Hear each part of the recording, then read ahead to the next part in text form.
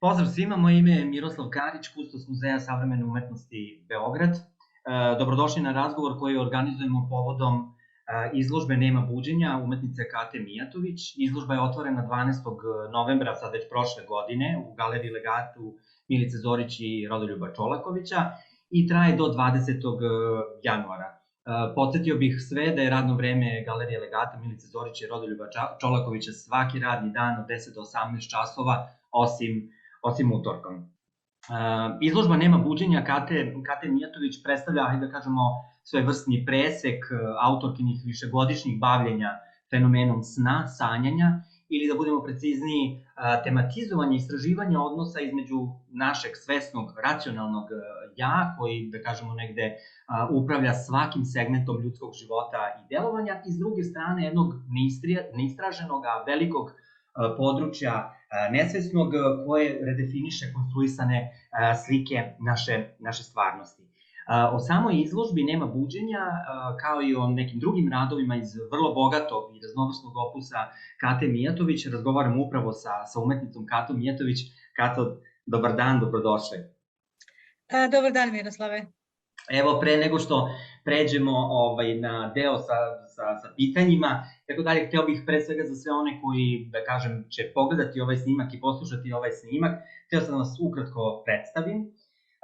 Kata Mijatović je diplomirala na Pravnom fakultetu u Osijeku 1982. godine, a početak njene umetničke aktivnosti obeležen je delovanjem u umetničkoj grupi Močvara na području Baranje krajem 80. i početkom 90. godina. Na ovo ćemo se takođe tokom razgovora sa Katom osvrnuti. Studije slikarstva započinje 1991. godine na Akademiji lepih umetnosti u Firenci i nastavlja na Akademiji likovnih umetnosti u Zagrebu 1993. gde je diplomirala 4 godine kasnije. Od 1997. godine aktivno izlaže i realizuje niz samostalnih izložbi i projekata i učestvuje na brojnim grupnim izložbama u Hrvatskoj i inostranstvu. U periodu od 2005. do 2019. godine bila je urednica programa Galerije Atelje i Žitnjak u Zagrebu. Takođe od 2005. do 2010. godine učestvuje u organizaciji Baranjske umetničke kolonije. Kata Mijatović je inače 2013. godine predstavljala Republiku Hrvatsku na 55. Venecijanskom bijenalu sa projektom Između neba i zemlje, za koju je kustos bio kolega Branko Frančeski. Članica je umetničke grupe Pleh od 2007. godine, živi i radi u Zagrebu. Kata, evo samo i za sve ostale podsjetnik, mi smo tokom 2020. počeli zapravo sa dogovorima oko ove izložbe, jednoj potpunoj, da kažemo, neizvesnosti, pandemije, kretanja, šta i kako će biti u budućnosti, mogućnosti ili nemogućnosti putovanja, ali smo uspeli, čak ste 2 puta bili i, da kažem, gost Beograda. Ja bih iskoristio ovu priliku i ovaj naš razgovor takođe da uradim jednu malu promociju kataloga koji je nedavno izašao iz štampe, zapravo prateći kataloga izložbe. I evo, Kata, skoro smo pri kraju, da kažemo, izložbe. Kako se činio zapravo ceo taj proces i rad i priprema ove izložbe i evo vaše prvo predstavljanje u Beogradu? Rekao ti da sam jako zadovoljna sa svim što se događalo oko te izložbe, a što se još uvijek događa, od kustoske suradnje, tehničke podrške, medijske opraćenosti, dakle svi aspekti koji prate ovu izložbu su za mene bili iznenađujuće dobro odrađeni, u smislu iznenađujuće zbog toga što kao umjetnici, mislim, većina umjetnika susreće se obično u radu sa nekim poteškoćama. Ovo je sve zaista išlo tako nekako fino i usklađeno i u skladu sa mojim željama i mogućnostima i zaista sam zadovoljna.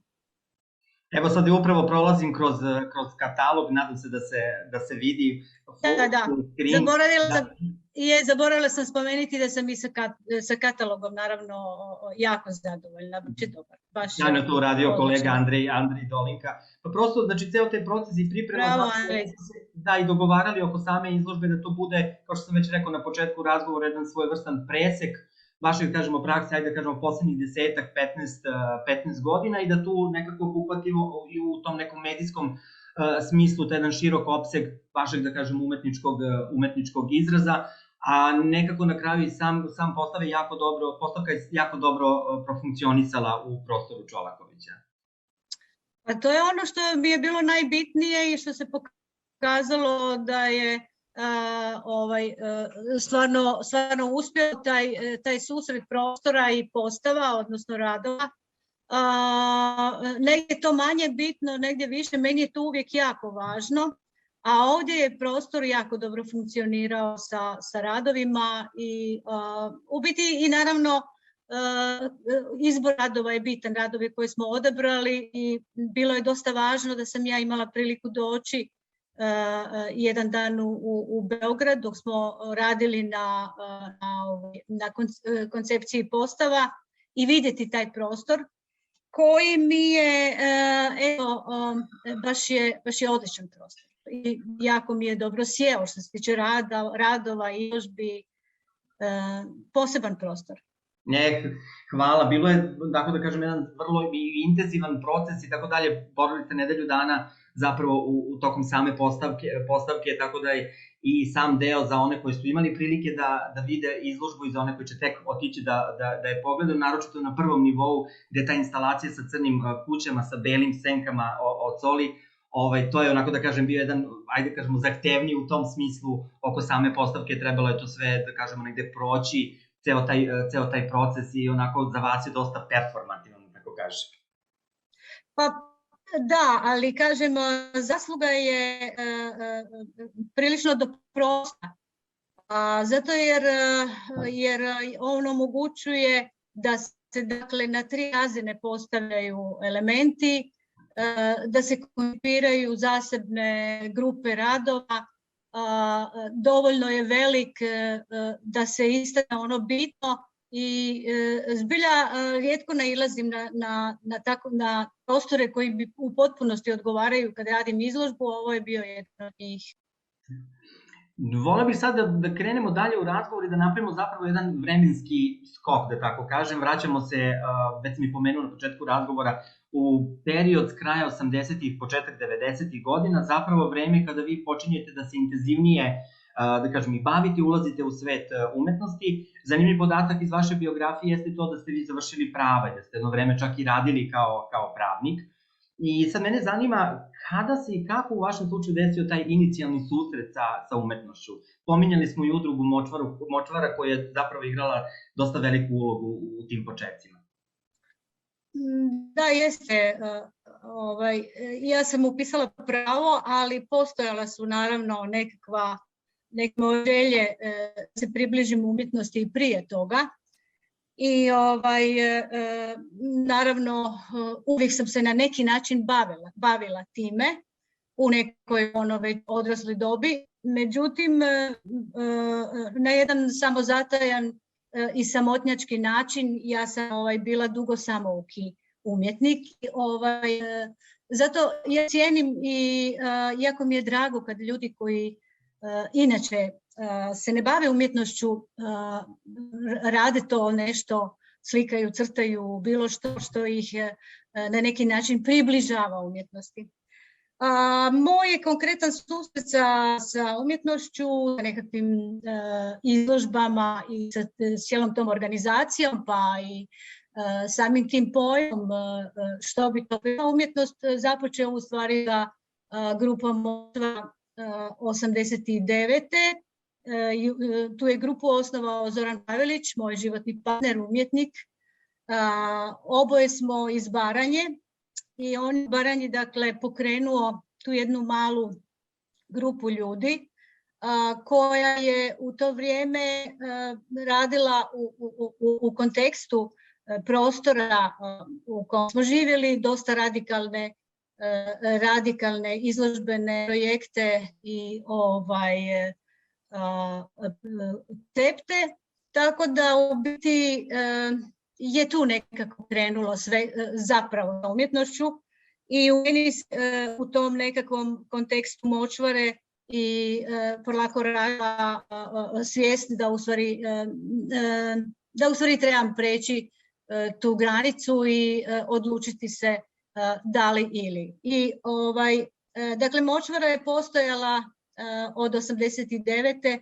do 91. do početka rata, što je naravno vrlo kratak period, ali je bilo intenzivno i nažalost evo prekinulo nas je nekakvom djelovanju grupi jer smo se svi razišli po svijetu i počeli se baviti nečim drugim.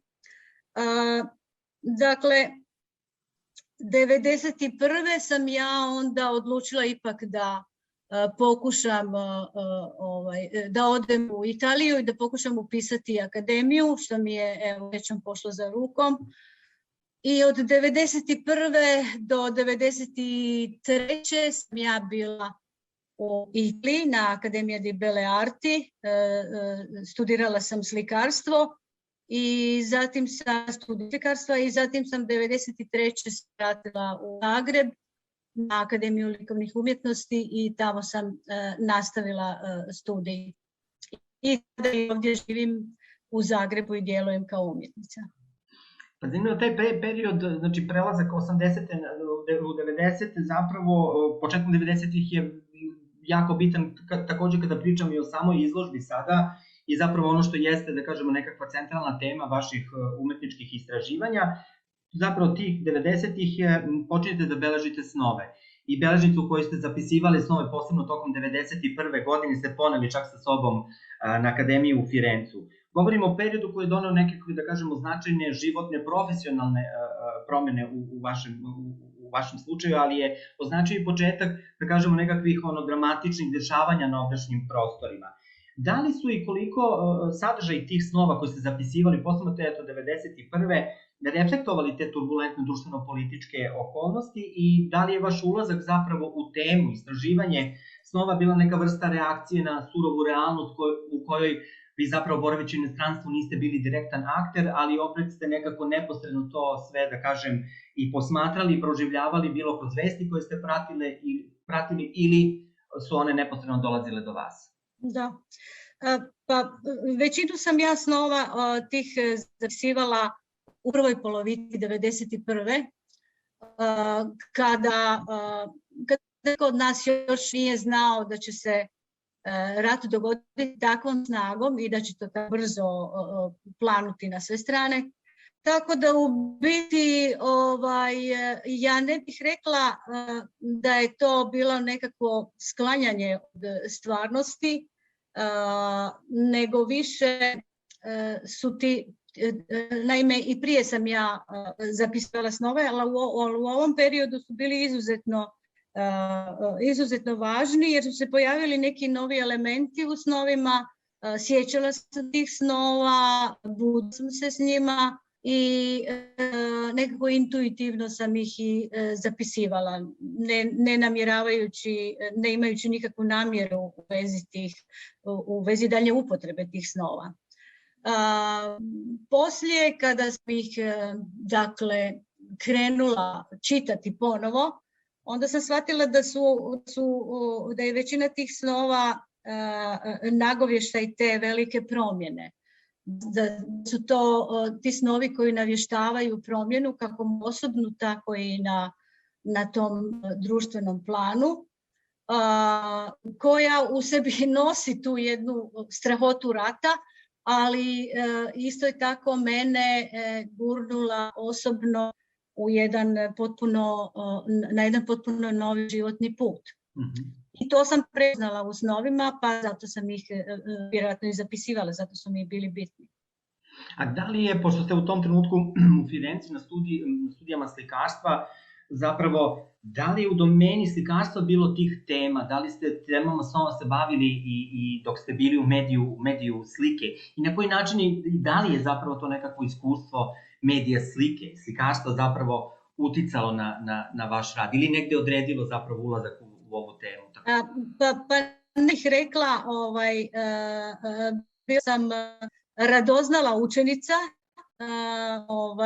međutim ne bih rekla da je na bilo koji način medij na mene uticao sve do nekog povratka u Zagreb, sve do nekih 90-ih, kraja 90-ih. A u Firenci što se događalo, to je sa mnom kao umjetnicom, to je bilo dakle samo neki procesi unutarnji koji su se nastavili, koji su započeli u Baranji sa močvarom i sa svim što se tamo događalo. Dakle, nekakvi unutarnji procesi su se nastavljali razgrađivati u Firenci na jedan isto tako vrlo kaotičan način. Tako da sam medij slike nije mi bio važan. Bilo mi je važno da izađe van to što je trebalo u to vreme izaći. I mahom su to bile radovi sa perjem, kolaži sa perjem ili neka druga vrst kolaža. Time sam se bavila i to je nešto što vučem iz tih snova. Jer je u snovima se često kao neki element koji se ponavljao je bilo to perje.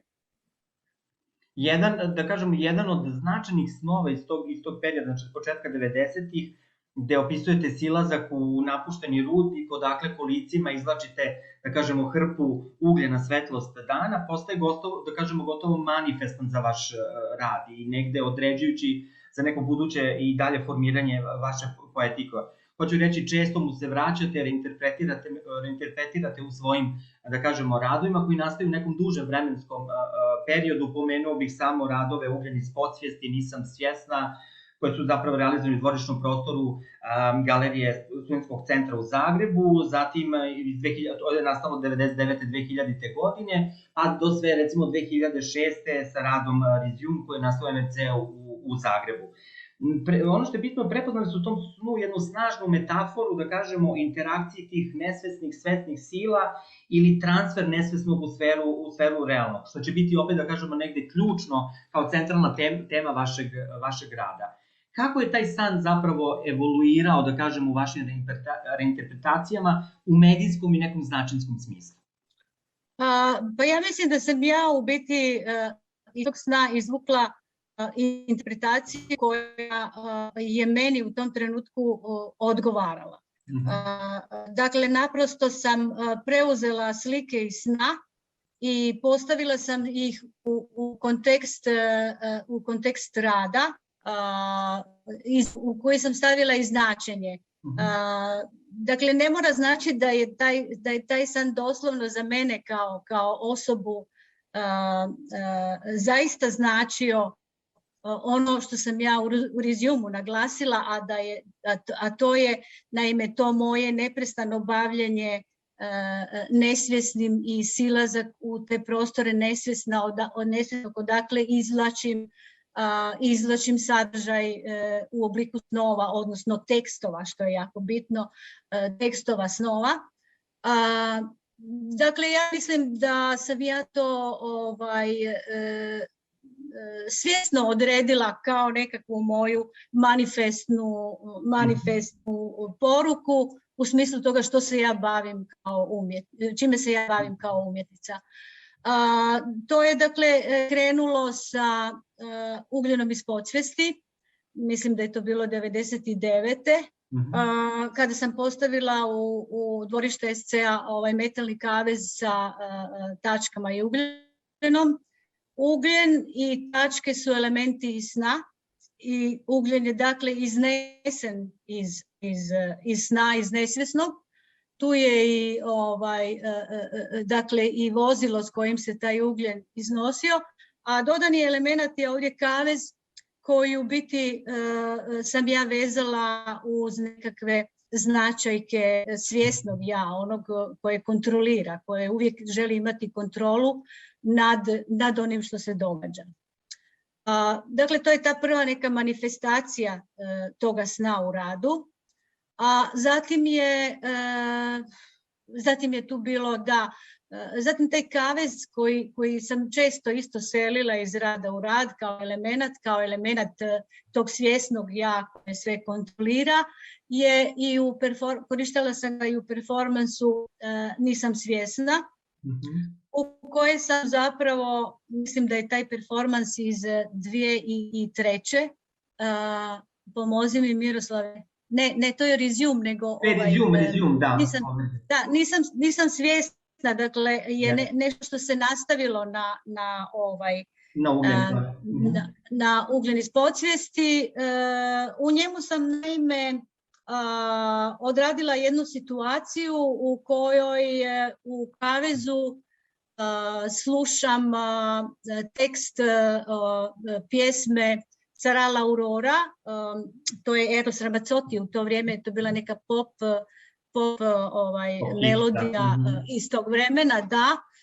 Sarala Aurora doći će jutro i ja sam, stavljajući ovaj plavi lonac na glavu, koji je također element koji sam selila iz rada u rad i koji je u biti služio za iznošenje sadržaja iz nesvjesnog, meni pod navodnicima, u radovima.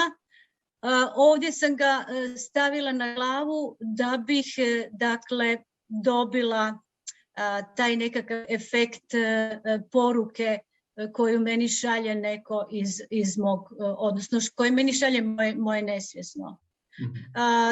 Dakle, to je bio taj performans. Pjesma se mogla čuti naravno i izvan lonca jer je išla preko kazetofona. I onda sljedeća nekakva reinterpretacija toga sna sa ugljenom i sa tačkama, sa iznošenjem ugljena na svjetlo dana je performans Resume koji sam prvi puta izvela 2006. u MM centru u Zagrebu. To je ona prva snimka. Dakle, tamo sam naprosto jednu hrpu ugljena prenosila s jedne strane scene na drugu stranu. Međutim, prethodno je ta radnja bila snimljena i projecirana na zid ispred kojeg se događala ta akcija prenošenja ugljena. Sljedeća izvedba tog rada je bila u Labinu 2014. I sad je tu već vidljivo šta ja u stvari nastojim dobiti sa svakom sljedećom izvedbom toga rada, a to je ta prisutnost projekcije u projekciji. Dakle, ovdje ja izvodim istu radnju na sceni, ona se ponavlja na prvotnoj projekciji, ali je isto tako tu i snimka one prve projekcije, odnosno ponavlja se na projekciji koja je ispred prostora stage-a, ali je isto tako prisutna i treća projekcija, odnosno ona primarna koja je snimljena prva sa tom radnjom prenošenja ugljena. Tako da svaka bi sljedeća izvedba sada u biti dodavala još jednu projekciju i umnožavala ovu apsurdnu situaciju prenošenja ugljena s jedne strane na drugu. Dotaći ćemo se i tog momenta, pošto mislim da je u vašem radu dosta značajno upravo to, ti momenti repeticije. A ono što također ostaje vrlo karakteristično jeste da određene te osnovne elemente, elemenata poput vode, prirodnih materijala kao što je ugalj ili proizvoda kao što je so, na kraju čak i nekih upotrebnih predmeta poput kavez, lonac, merdevine, budilnik, često imaju da kažemo nekakvu zauzimaju nekakvu centralnu poziciju motiva ili da kažemo svojevrsni simbolički punktum u radovima. Koliko ćete u svom radu zapravo usvajati njihova univerzalna, da kažemo, neka simbolička značenja, to jest koliko će biti važna u komunikaciji sa posmatračem, a koliko će ih prepuštati, da kažemo, da ostanu nekakvim nagoveštajima ili individualnim interpretacijama? Pa mislim da u većini tih stvari nema puno mjesta individualnu interpretaciju i ja ih koristim u radovima kao riječi. Ako je rad neka rečenica koju slažem, onda je tu kavez jedna riječ, ugljen je druga riječ, u sljedećoj rečenici u kojoj je recimo rad povratak iz nesvjesnog, performans, jedna riječ koju koristim je voda, druga je lonac, treća je rilačko odijelo.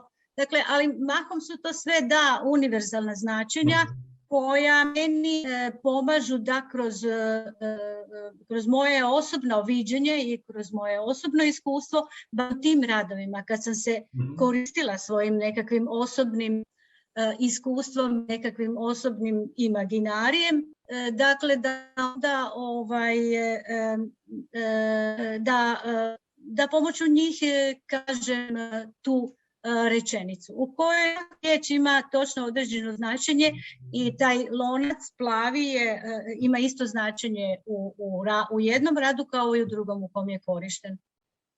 Ili bilo koja ljestve ili tako da. Eventualno ako želim pomjeriti značenje, onda dodam, ako želim pomjeriti značenje te riječi pod navodnicima, onda dodam neki element koji to pomaže u značenju koje želim.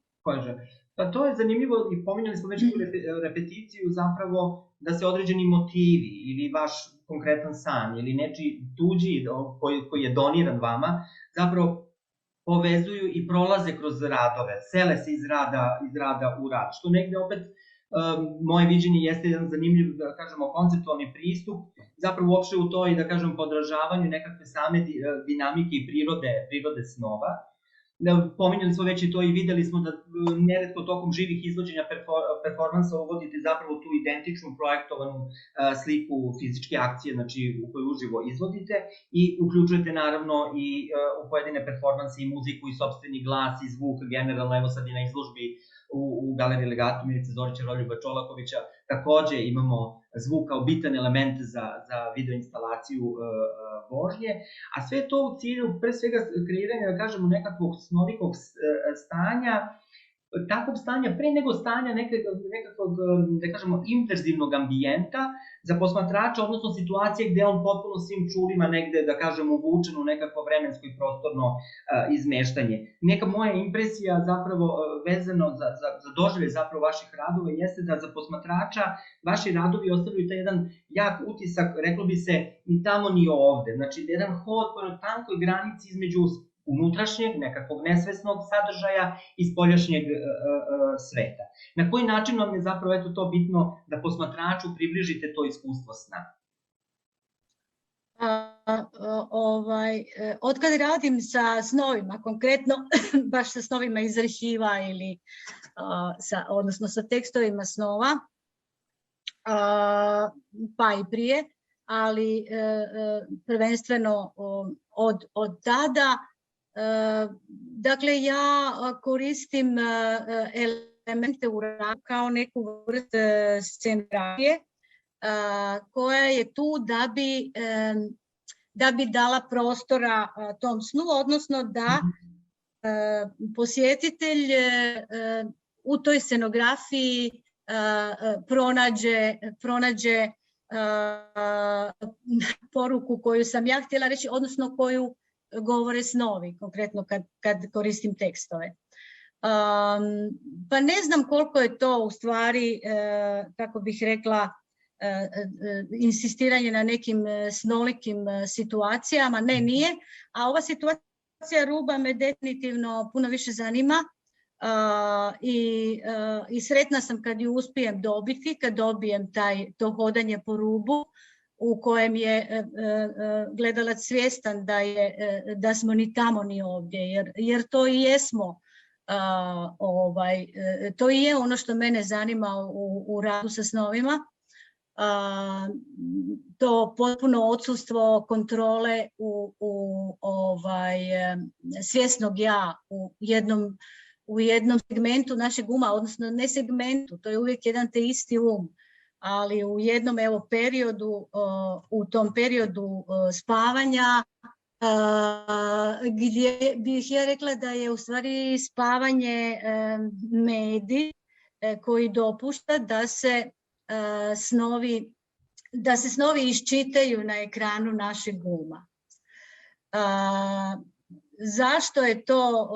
Zašto je to tako, to ne zna nitko i ja se nadam da neće još se uskoro znati zašto i bitno je da to ostane misterij, da taj jedan dio naše osobnosti o kojem ne znamo ništa, sa kojim nismo upoznati, on treba ostati skriven od svjesnog ja. Da, a mislim skriven da, ali naravno ne i bez zaboravljen. Pa je ono što ja u stvari radim je podsjećanje, neprestano podsjećanje na onu drugu stranu. Dakle, postoji ta jedna strana, podsjećam da postoji i druga. Upravo sad prolazimo kroz deo radova, dozivanje, zatim Marijanov marketing i Željkov san. Prosto da dočaramo nekako, ako je moguće, zapravo ono o čemu smo sad govorili, o tom da nekakvom granično, ono što vas zanima kada je uopšte tema i fenomen zapravo snova. Da, recimo Željkov san i Marijanov san, Markitin san, ovo su scene iz performansa Markitin san. Dakle, gotovo uvijek imaju istu radnju, to je uvijek ta iste riječi koje koristim u svakom od tih, osim što su recimo elementi različiti. U Marijanovom snu koristim ljestve, ali tu je taj lonac koji služi za iznošenje sadržaja iz nesvjesnog, vode, u kojoj močim košulju prije nego što se popnem na ljestve. Zatim tu je i ta moja dvojnica na projekciji, koja obično u Marijanovom snu, ona se penje zajedno sa mnom na ljestve da bi poslušala Marijanov san, koji dakle ide kao audio u cijeli performans. I tu je opet naglasak na toj dvojnosti, svjesna ja, nesvjesna ja. U Markitinom snu je slično.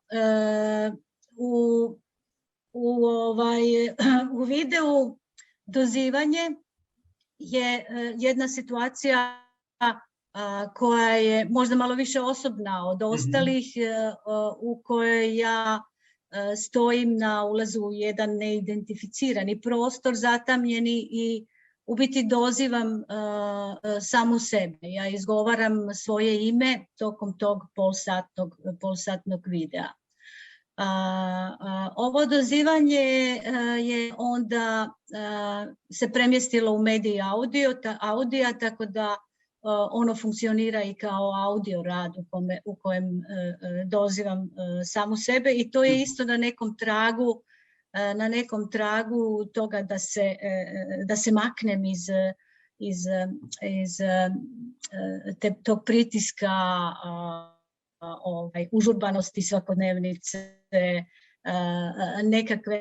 nekakvog imidža ja, nekog svjesnog ja koje dominira, i da se dakle približimo onoj drugoj strani.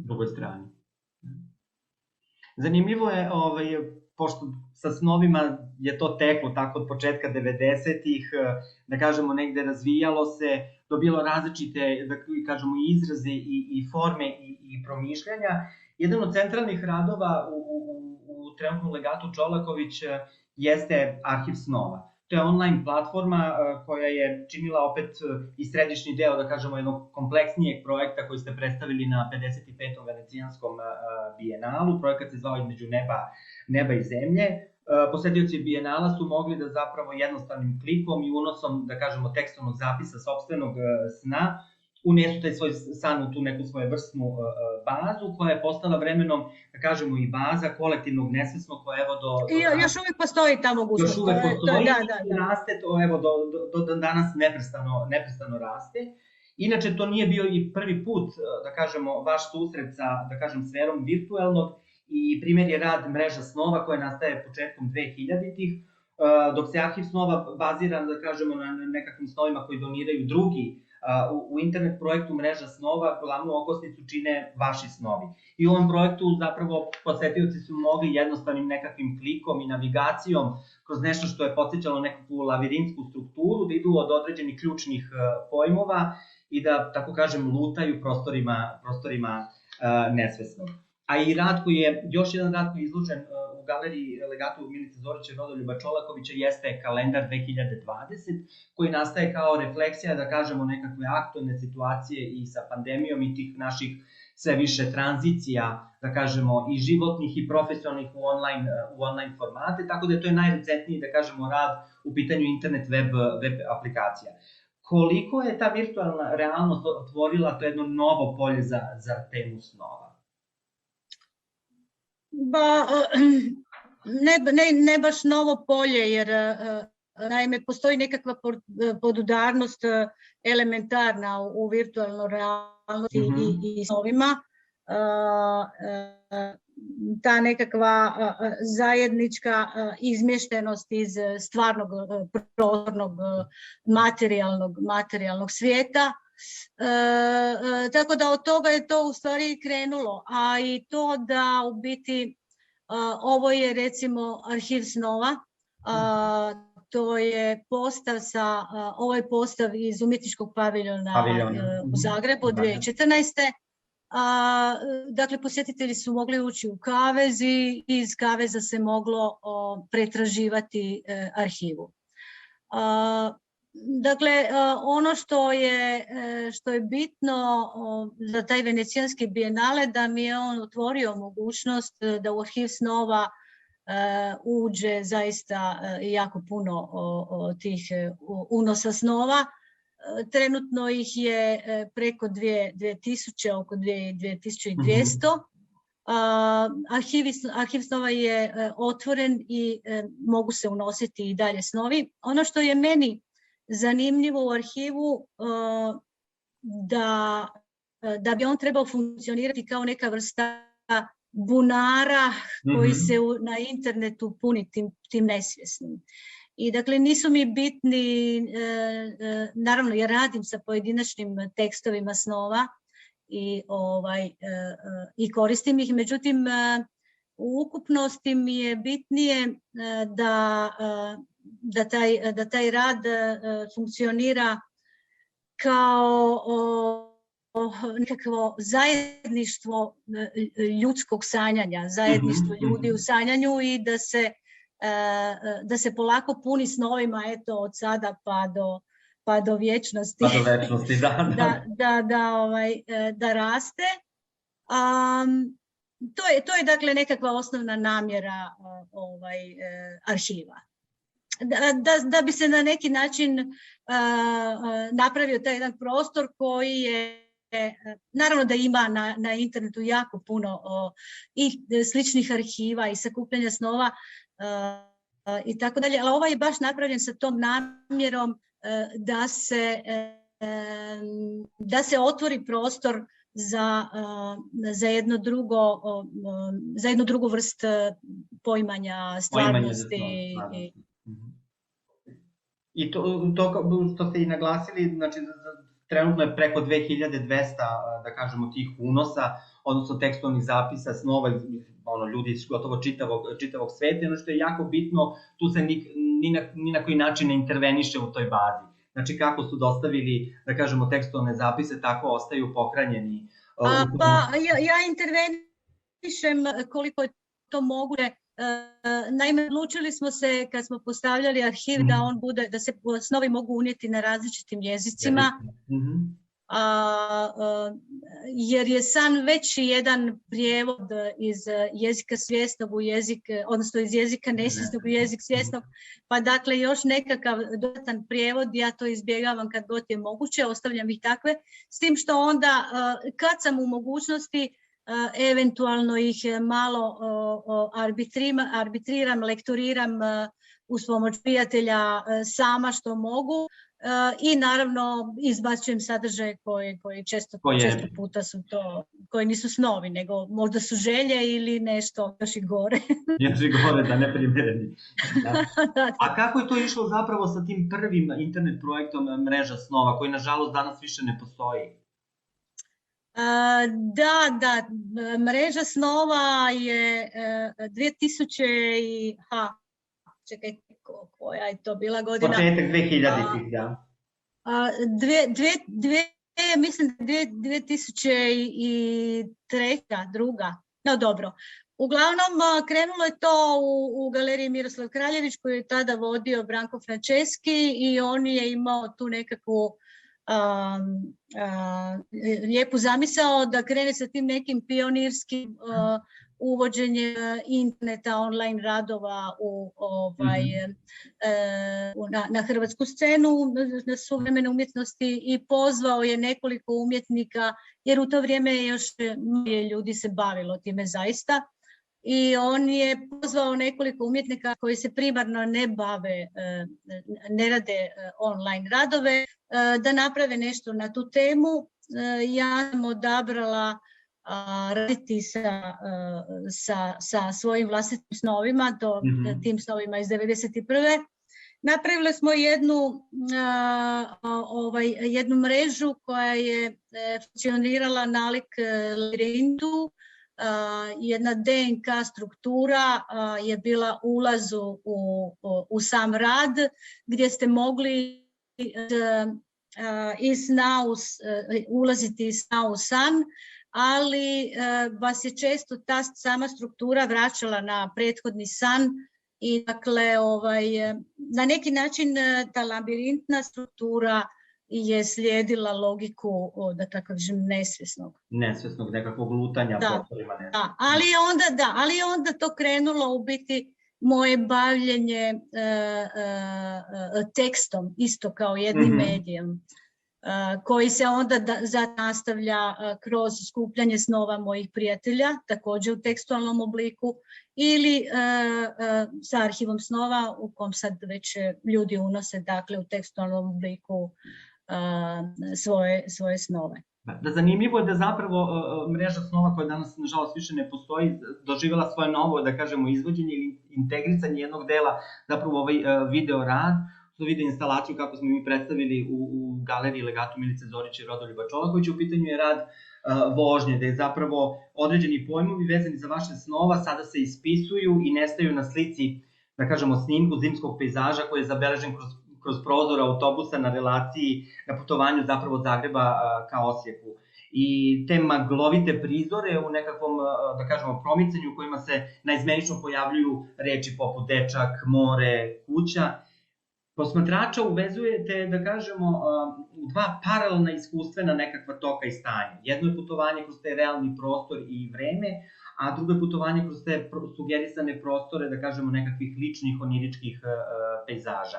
U tom kontekstu jako je bitno, kada govorimo i o tekstu, da kažem, da pomenemo i radove, video radove koje smo također izložili na ovoj izložbi. U pitanju su video radovi Vlastin i Boženin san, i tu vidim sličnosti zapravo pre svega u tretmanu slike koja, da kažemo, postaje nekakav osetljiv, porozan prostor interakcije materije nesvesnog, koja se u vidu tekstualnih zapisa zapravo pojavljuje i nestaje u realnosti tih snimljenih prizora.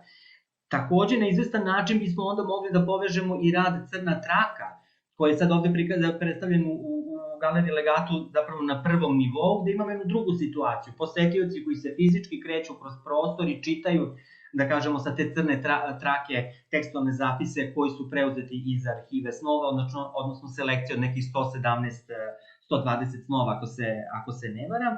A zanimljivo je također da ste zapravo tu jednu prvu, da kažemo, instalaciju, u pitanju je rad Snovi, 1991-2001 godina, koja je izvedena u Galeriji umetnina u Slavonskom Brodu. Zapravo prvi put da koristite tekstove snova koje ste sanjali, zapisivali tokom 1991. Odnosno prvi put ih ispisujete crnim flomasterom, opet zanimljivo na jednoj, da kažemo, providnoj, prozirnoj, u pitanju bila najlonska folija. koje su opet bile položene na nekakve betonske ploče u okviru, zapravo u samom atriju te galerije, gde su opet posetioci mogli fizički da kruže kroz prostor i da čitaju. Kako se značaj tekst ima u vašem radu? Već ste, da kažem, negde odgovorili u prethodnom pitanju, ali opet jako je bitno jer je čini zaista integralno deo. Da. Naime, tekst je nositelj sna.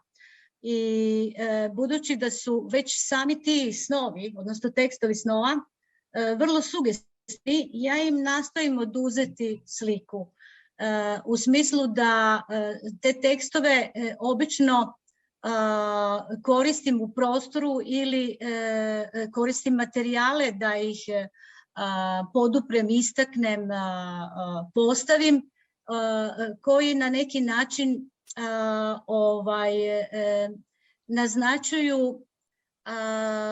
naznačuju tu elementarnu neku energiju koju snovi imaju, a dakle to je ta sugestivnost slike. Recimo u ovom radu Snovi 1991. gdje sam u Slavonskom Brodu, sam u atriju galerije umjetnina postavila, dakle, na prozirne najlone ispisane tekstove svojih snova. Je to bilo odlučeno zbog toga što je to jedan zatvoreni ambijent dvorišta koji već nosi tu jednu sliku neku izmještenu iz stvarnosti. I zatim sam još i stupove u atriju obojala do pola u crno, da bi se naglasila ta nekakva stupnjevanost crnog i bijelog. Snovi su bili položeni na tlo,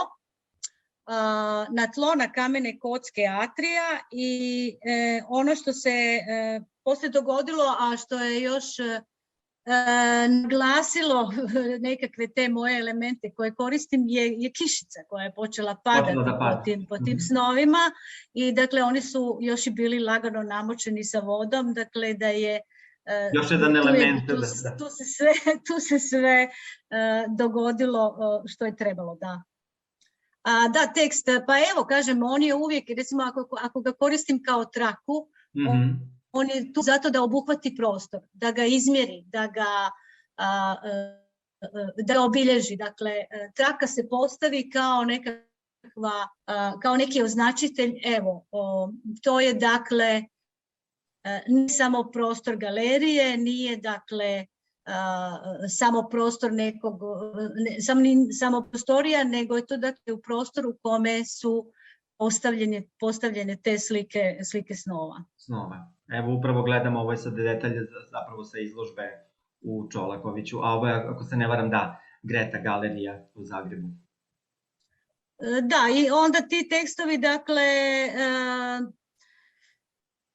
su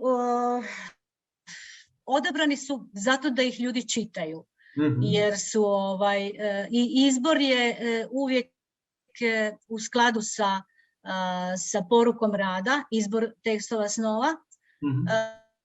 Tako da je jako bitno da ti tekstovi budu čitani dok traje izložba. U tom smislu su oni vrlo često ili na podu, ili na traci, ili se ispisuju na videu, kao što je slučaj sa Boženinim i sa Vlastinim snom. A u videu vožnje sam ja samo željela naglasiti još taj jedan element vremenskog povratka, jer se vožnje događaju dakle možda 2007. 2006. dok su se snovi dogodili 1991. A u tim vožnjama se ja vraćam na mjesto na kojem su se ti snovi dogodili, čije se riječi, linkovi dakle pojavljuju na videu. Evo, upravo gledamo to kako izgleda u galeriji Legatu Milice Zorić i Rodoljuba Čolakovića, postavljeno kao video instalacija. Ako se ne varam, ovde u pitanju su tri video rada vožnji. Da, koristim ih nekad kao triptih, nekad kao diptih, a često koristim i samo jedan od tih videa. I zanimljivo je ovde koliko se vidi, zapravo vide se ovde reči, dečak, kuhinja, koje se zapravo pojavljuju, izlaze i nestaju. Da, one se pojavljuju i nestaju na videu. Već smo se dotakli sad toga i pomenuli ste u ovom odgovoru sada, zapravo zanimljivo je, pominjali smo da ima to, znači preko 2200, da kažemo, unosa u arhiv snova, dosta radili sa sopstvenim snovima, ali sa snovima drugih koji su vam donirali, da kažemo, neke svoje, da kažemo, intimne, opet snevane narative. Mene se zanima kako inače birate snove drugih koje ćete interpretirati zapravo kroz svoj rad. Da li postoji nešto što je važno u toj selekciji? Pa, u zadnje vrijeme mi se često događa da ako želim komentirati neku pojavnost, nešto što mi je važno, što se događa sada ovdje ili se događalo, onda često posežem za tim snovima kao nekom vrstom komentara. Dakle, oni su ti koji će nešto reći o tome. Zašto? Zato jer mi se čini da su snovi i naše nesvjesno, oni nas ne varaju, ne lažu nas, za razliku od svjesnog ja koje je uvijek sklono izbjegavanju sučeljavanja sa istim stanjem stvari. To se u nesvjesnom ne događa. A osim toga, uvijek me fascinira iznova način na koji nesvjesno koristi elemente u snu, kako to, postoji dosta analoga sa umjetnošću između ubiranju elemenata, odnosno ubiranju načina odabira poruke, ja mislim san je nalik najviše možda poeziji i filmu, ubiranju scena, u narativu, u poruci koja je uvijek, koja nikad nije direktna ili nekad je potpuno nemoguće dohvatiti. Da, u tom smislu mi je važno da kada, dakle, koristim da nešto kažem o njima, onda ih biram po nekakvom njihovom tom sadržaju. Dakle, u instalaciji koju sam radila na izložbi u Osijeku prije nekoliko godina sam koristila, željela sam nešto reći o tom gubitku animalnosti, odnosno dodira čovjeka sa vlastitom animalnošću koji se danas događa, i odabrala sam snove u kojima je nekakav, pod navodnicima, siže, nešto se događa sa životinjama, tako da je to bilo ono što je dalje odradilo daljnje elemente u toj instalaciji.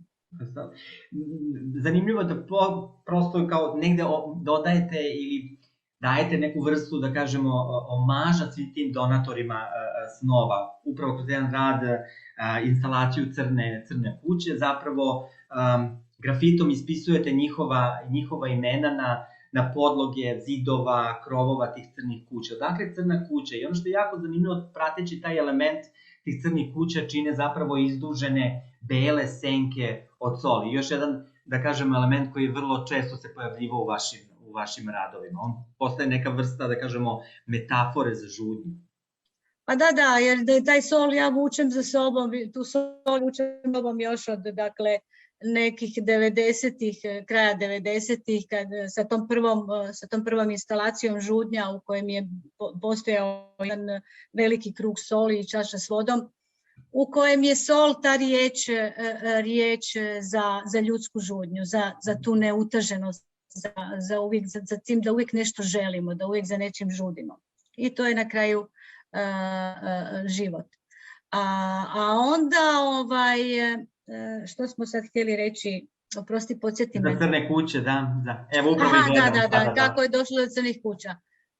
Pa crne kuće su nastale prvi puta na izložbi o biti u galeriji SC, odnosno u Močvari u Zagrebu. 2014. Nastale su kao dio instalacije u kojoj, dakle, donji element je jedan pravokutnik od soli sa razbacanim tim malim crnim kućicama i, dakle, taj se element projicira na zid. Dakle, to je opet bila nekakva projekcija. Crna kuća, mala crna kuća je kao nekakva projekcija našeg bitisanja, ovog našeg biti. Uz to ja ju uvijek povezujem sa snom, sa misterijem postojanja života i smrti. Dakle, u toj kućici je i naš život i naša smrt i ona nema ni vrata ni prozore i onda je nekako to spontano, ta kućica kao nekakva, male crne kućice kao neke kapsule za snove. Za snove, da. Koje sam poslije koristila recimo sa imenima donatora.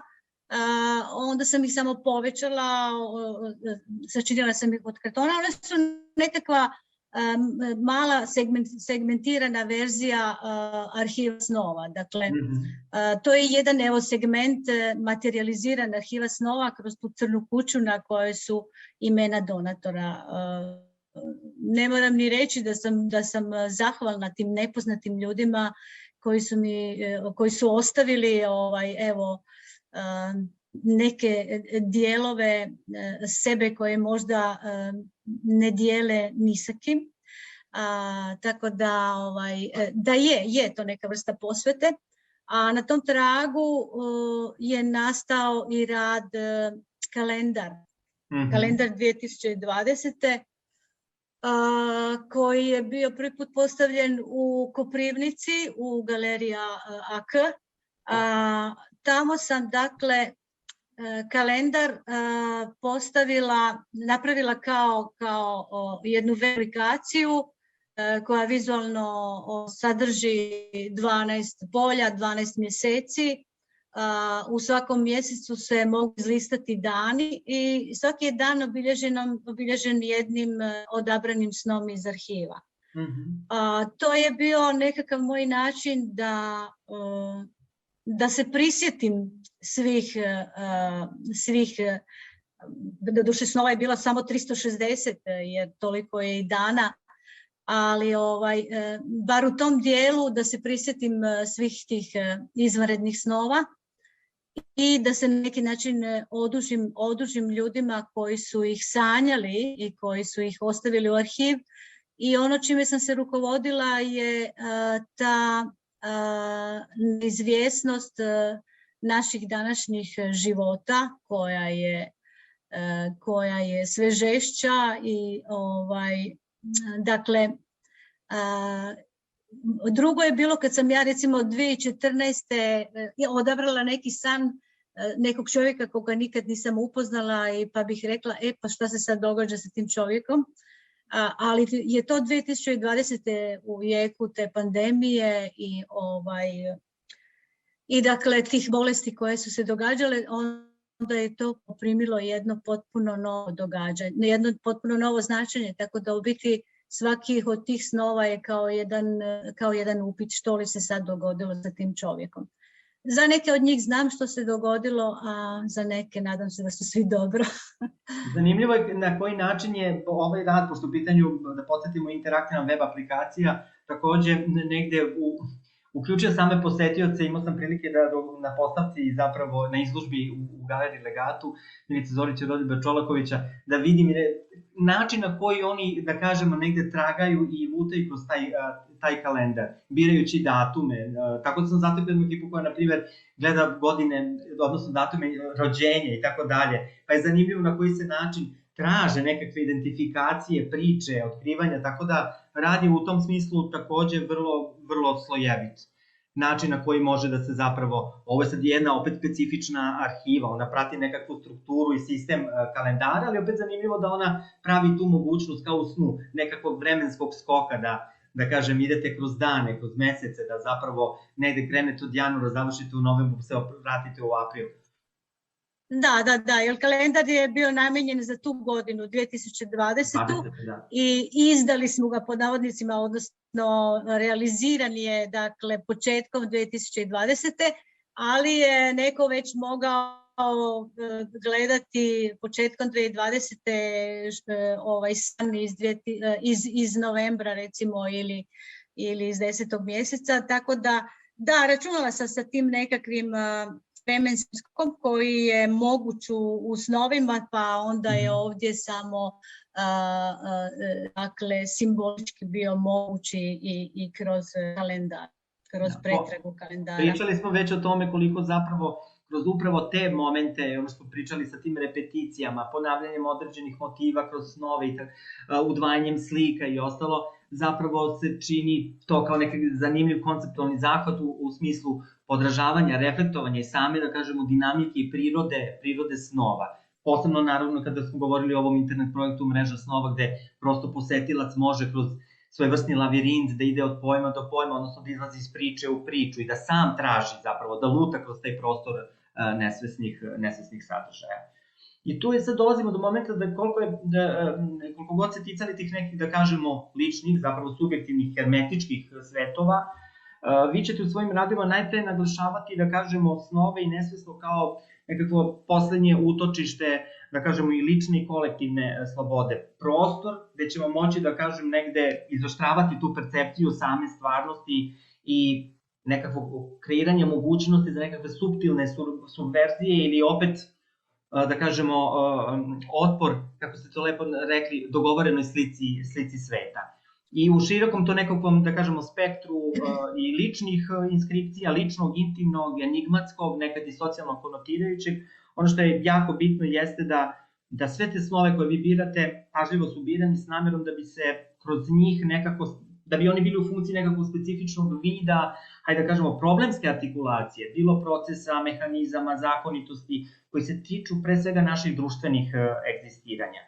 I ja bih tu rekao da mi tu u vašim radovima zapravo govorimo o jednoj suptilnoj, da kažemo, društvenoj kritici koja je usmerena pre svega na tu jednu atmosferu izmanipulisane stvarnosti i nekakvih stalnih opomena da se iz nje trgnemo. Evo i sam naziv izložbe nema buđenja, upućuje na to nekakvo hipnagogičko, da kažemo, stanje naše realnosti, iz koje nas može jedino povremeno prenuti neki, da kažemo, prodor neočekivanog.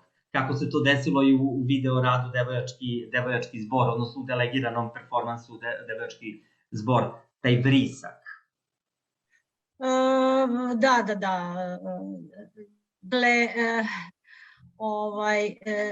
Vrisak se pojavio u trenutku kada sam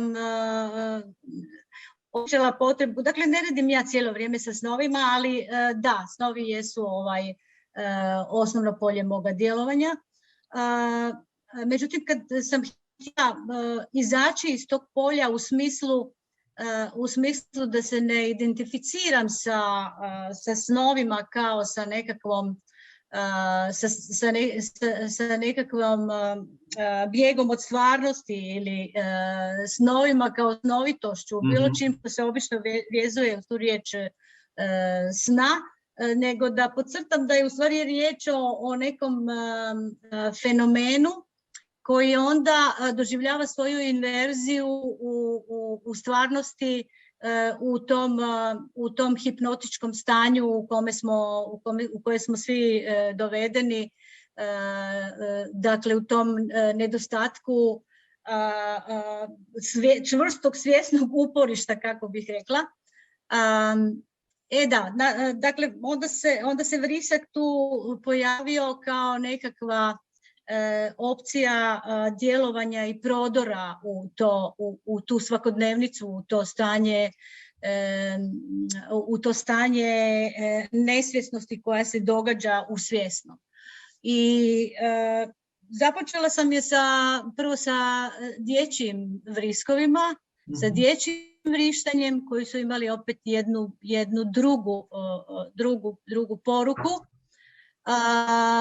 I nastavila sam je sa serijom ovih vrištanja koje izvode mlade djevojke i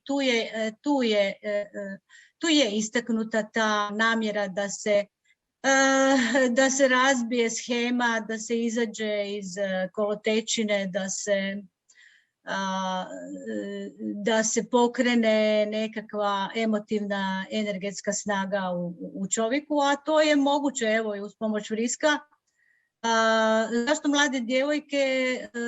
Pa zbog toga što u tom razdoblju života su nekako ti ženski glasovi najidealniji za proizvodnju vriska i oni djeluju poput nekakvog, bar na mene, kao nekakav iznenadni prodor svjetlosti. Na taj način djeluje taj ženski vrisak kad je dobro izveden, kad ih izvode recimo 10-15 djevojaka.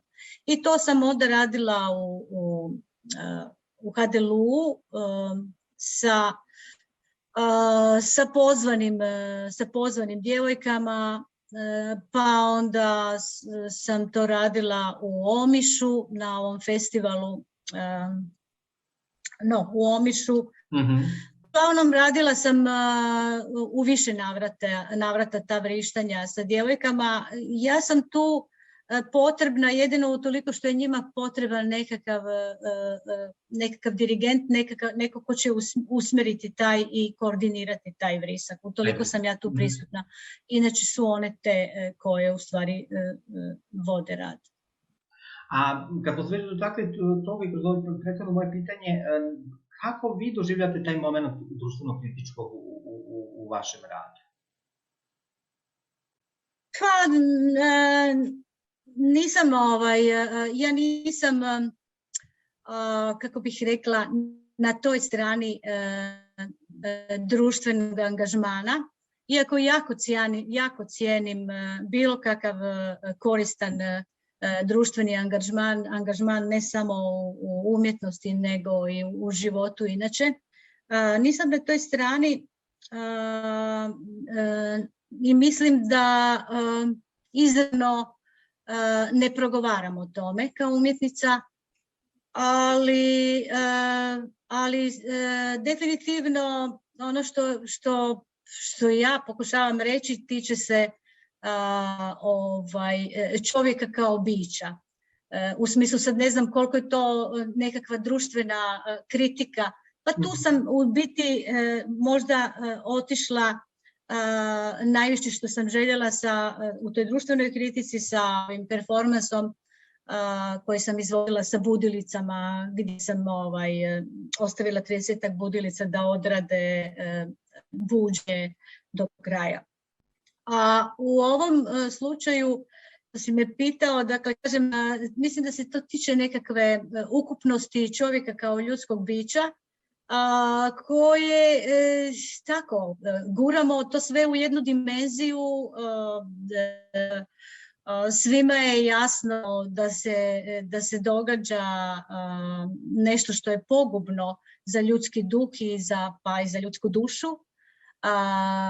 I gdje bi sad uopće pronašli više tu riječ ljudska duša, ona se rijetko koristi, ali evo ja nekako sa tim radim, pa mislim zbog toga što sam, što nas nema baš puno, eto možda je to nekakav način kritike. Ne bih rekla da je kritika, nego ja naprosto želim cijelo vrijeme naglasiti, ne, nije to tako. Stvari uopće nisu takve kakve izgledaju, one su puno kompleksnije, mističnije i bliže smo da ne znamo odgovor nego da znamo, iako mislimo da znamo. Da imamo nekakav finalni odgovor na sve. Da, osobito toga što će se dalje događati sa čovjekom, kao ljudskim bićem, kao vrstom. A tu ga bitno određuje nesvjesno. To je, po meni je nesvjesno postojalo i prije svjesnog u svakom živom biću, a ne samo u čovjeku. A osim toga mi smo nesvjesni već na toj jednoj primarnoj razini, da ne znamo što nam se događa unutar tijela, da test ne bilježi na koji način naša krvna zrnca putuju od srca prema mozgu i tako dalje. Dakle, o tim funkcijama ne znamo ništa, nismo toga svjesni. Sad uzimam tu sintagmu, nismo svjesni u širem smislu od nesvjesnog, ali je to opet blizu toga nesvjesnog o kojem ja govorim i kojim se želim i dalje baviti. Pa nekoliko puta u tekstovima i u intervjuima ste zapravo to istakli koliko su i nekakve starije drevne civilizacije koristile potencijale nesvjesnog, a koliko danas mi zapravo negde to potiskujemo, što se kaže u stranu. Čak ste naveli da umetnosti zapravo sa umetnošću dadaizma i nadrealizma možda napravi taj, kažemo, neki najznačajniji prodor cele te priče i priče o nesvjesnom i zapravo u kontekstu toga nekakve slobode. Pa ne znam da li tu postoji, da li je tu riječ sloboda prava riječ u kontekstu toga sna i nesvjesnog. Međutim, riječ je o proširenju, o potenciji. Ne bih rekla da je tu riječ o slobodi, nego više o tome što bi čovjek bio kao biće. Dakle, ako mu dodamo, ako mu oduzmete tu snagu tih onoga što ga čini nesvjesnim, onda ste mu oduzeli jedan bitan prostor, potencijal jedan, da on bude ljudsko biće, ono koje treba biti, ono koje bi moglo biti. Ako sve svedemo samo na racionalno, na svjesno ja, na kontrolu, što se sada događa, onda zna se kuda ide sve to skupa. Hvala, Kata. Ja predlažem da završimo ovaj naš razgovor. Kada smo se dogovarali oko izložbe nekako i oko samo postavki i radova, Devojački hor smo izabrali zapravo za sam ulazak u postavku, odnosno na izložbu. Ja predlažem da sad pogledamo zapravo video koji je nastao. Evo, ja ću sad da ponovim samo sekund. Zanimljivo, taj video nastao je zapravo u HDLU, ako se ne varam. Da. Nastao je u HDLU na skupnoj izložbi Unatoč, koji je radio Branko Fičevski, ne mogu se sjetiti naziva i on me pozvao sa ovim performansom. Okruženju unatoč, da. Okruženju unatoč, da. Tako da je okruženju unatoč. I dakle, budući da je jako akustičan unutarnji dio toga HDLU-a, jako su to cure dobro izvele, dobro je odjeknulo i iza je bio knifer i dakle sve je i tu isto sjelo na svoje mjesto. Evo, predlažem da čujemo.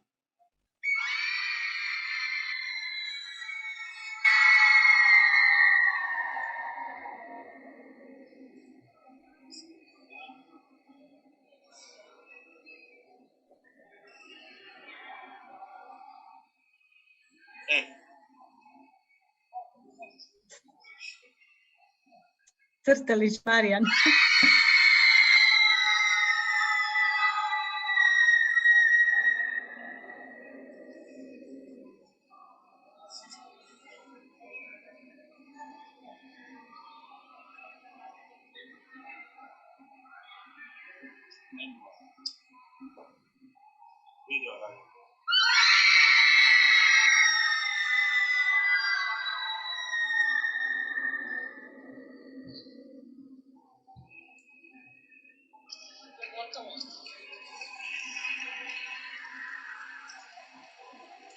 Da, izložba se zvala Okruženju unatoč. Hvala, Kata, puno. Mislim da je ovo bilo fenomenalno za kraj imati zapravo Devojački hor i brisak. I za kraj ovog našeg razgovora možda funkcioniše i kao nekakva novogodišnja čestitka. Zapravo. Pa evo, da. Slažem se. Hvala puno, evo samo da... Hvala tebi na pozivu, hvala na razgovoru. Ja bih hteo samo da... Hvala na suradnji. Hvala takođe, Kata. Ja bih hteo samo još jednom sve da pozdravim i da ih podsjetim da izložba traje do 20. januara. Znam da pripremate novu izložbu koja je zakazana za kraj februara u Splitu, ako se ne varam. Da, u galeriji Kuba jednu izložbu. Srećno sa tim, pa se gledamo, čujemo i nadam se drugim saradnjama u budućnosti. Svakako. Hvala puno. Doviđenja, Miroslave. Hvala. Pozdrav.